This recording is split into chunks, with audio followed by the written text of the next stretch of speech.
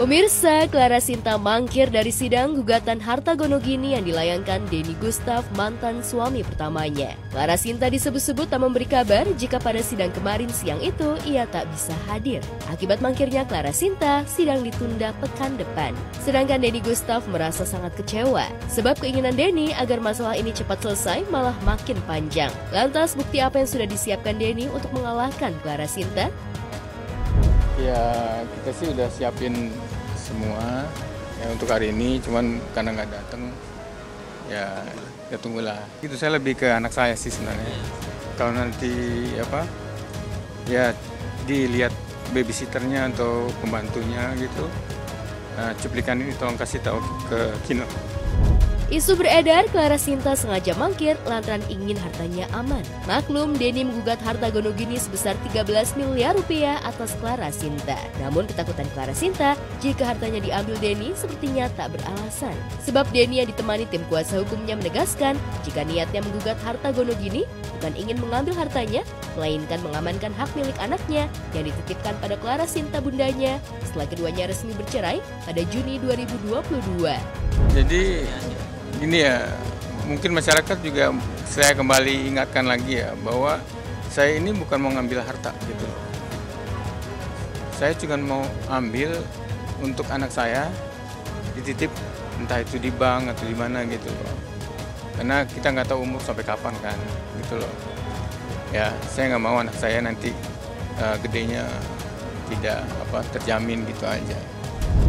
Denny mengungkapkan jika gugatan yang diajukan atas dasar kekhawatiran terhadap jaminan hidup anaknya. Apalagi ketika Clara Sinta memutuskan untuk menikah lagi dengan Alexander Assad pada 30 Agustus 2025 lalu. Denny beranggapan jika perhatian dan kedekatan Clara Sinta dengan anak semakin berkurang. Mirisnya, sejak Clara Sinta menikahi Alexander Assad, quality time antara Denny dan anaknya makin berkurang. Belakangan, ia mengaku makin dipersulit bertemu dengan anaknya. Kekhawatiran Denny terhadap kurangnya perhatian Clara Sinta pada anak. Namun benarkah Clara sengaja mempersulit quality time Denny dengan anak sejak dirinya digugat gono gini? Atau mungkinkah Clara tak ingin memberikan harta gono gini sebagai jaga-jaga finansialnya jika pernikahan keduanya juga berujung cerai? Mengingat baru 52 hari menikah dengan Alexander Assad, Clara sudah ramai di media sosial ingin cerai gara-gara masalah sepele. Mulai dari suaminya gemar nonton drama Cina, kena silent treatment, dan Clara ketahuan masih simpan foto mantan. Di sisi lain, Denny tak kuasa menahan rindu ingin bertemu dengan anak setelah sebulan dilarang bertemu dengan anak tersayang. Jadi ini pesan saya yang tadi saya teruskan bahwa kalau babysitter dan pembantu lihat cuplikan ini, tolong kasih lihat dia. Saya kangen gitu. Baru sebulan saya dilarang untuk ketemu. Nggak boleh karena gugatan ini ya gara-gara gugatan ini saya nggak boleh ketemu. Genderang perang mantan terus ditabuh, hubungan Ruben Onsu dan Sarwenda Tan sepertinya makin memanas. Keduanya bahkan mengutus kuasa hukum untuk meluruskan masalah. Sayangnya, malah kedua pihak saling saut-sautan mengumbar aib dan merasa paling benar dengan membeberkan bukti sesuai dengan versi masing-masing. Wenda yang semula mengaku hanya ingin tak didatangi penagih hutang, akhirnya angkat bicara dan membantah jika selama ini melarang anak-anak bertemu bapaknya. Wenda juga balik menunjukkan sejumlah bukti chat soal jika telah memberikan izin Bensu bertemu dengan anak-anaknya. Sarwenda tidak pernah menghalang-halangi seorang bapak untuk bertemu anaknya.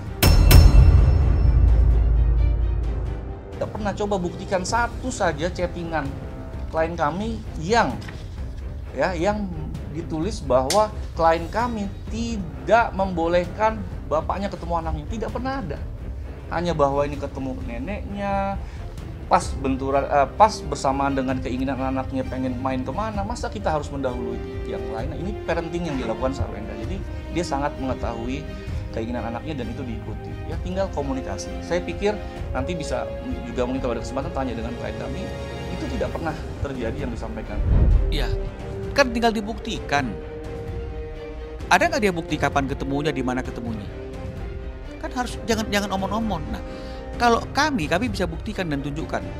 Jadi artinya udahlah. Ya, kita nggak usah memperlebar lagi. Intinya izinkan saja anak-anak ketemu dengan ayahnya. Kan itu ayahnya, bukan siapa-siapa. Kan begitu kira-kira intinya. Nah, kalau dikatakan misalnya anak-anak ini sudah besar, Mana ada anak-anak besar, anak-anak ya anak-anak. Jadi nggak ada alasan untuk tidak memberikan kesempatan yang seluas-luasnya anak-anak itu ketemu dengan Ruben. Ya, nggak ada alasan juga untuk mengantar sekolah aja Ruben harus minta izin gitu loh. Ya, jadi jangan seperti itu. Harusnya kapanpun boleh dong Ruben datang untuk menjemput anaknya dan juga mengantar sekolah. Nah, sekarang lihat aja di postingan-postingan S itu. Siapa yang tiap hari ngantar ke sekolah anaknya? Ruben Onsu melalui Minola Sebayang juga mempertanyakan soal alasan Sarwenda yang terhalang komunikasi lantaran Ruben mengganti nomor. Sebab dalam salah satu chat, Ruben merasa sudah memberitahukannya. Terbukti, setelah riuh di media sosial, akhirnya Ruben bisa berlega hati bisa berkomunikasi dengan anak-anaknya lagi. Ruben tetap menunggu kejelasan soal kelonggaran untuk bertemu dengan anak-anak seperti sebelumnya. Nomor teleponnya diganti, tapi kalau nggak diinformasikan dari mana tahu lah. Buktinya hari ini Ruben bisa komunikasi dengan anaknya setelah ini rame. Berarti kan udah menggunakan nomor telepon yang benar tadi itu dong. Nah, jadi jangan kita putar sana putar sini, jangan. Ini bukan untuk mencari kebenaran kok, enggak. Ini adalah untuk memperjuangkan hak seorang ayah bertemu dengan anaknya. Dan hak anak untuk bertemu dengan ayahnya. Walaupun hak asuh itu diberikan kepada ibunya, tapi bukan berarti pola asuh pola didik itu hanya satu pihak. Masalahnya kan ayah punya nomor anak-anak gitu loh. Jadi kayaknya itu udah di ranahnya ayah deh ya, bukan di ranah aku buat menjawab gitu loh. Jadi kan ini antara ayah dan anak-anak. Jangan nanya ke aku, nanti aku takutnya dipelintir-pelintir. Kita masih menunggu ya etikat baik dari S itu untuk tidak mempersulit Ruben untuk berkomunikasi, bertemu, bahkan berkumpul sekurang-kurangnya 2-3 kali dalam 3 hari dalam 1 minggu. Kita masih menunggu itu. Ya. Kalau memang misalnya itu tetap tidak diberikan, tentu ya kami akan berdiskusi dengan klien kami ya. Ada beberapa pilihan upaya hukum yang bisa dilakukan. Nggak ada yang mempersulit ketemu ayahnya, tidak ada gitu.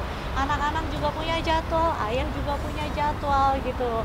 Terus sebagai seorang ibu ya pastinya ada tanggung jawab buat anak-anak dong gitu, untuk ngurusin anak-anak. Jadi ya tinggal koordinasi, nanti aku samain jadwalnya mereka gitu. Makanya aku bilang, ayah tinggal WhatsApp aku, tinggal chat aku, sesimpel itu udah.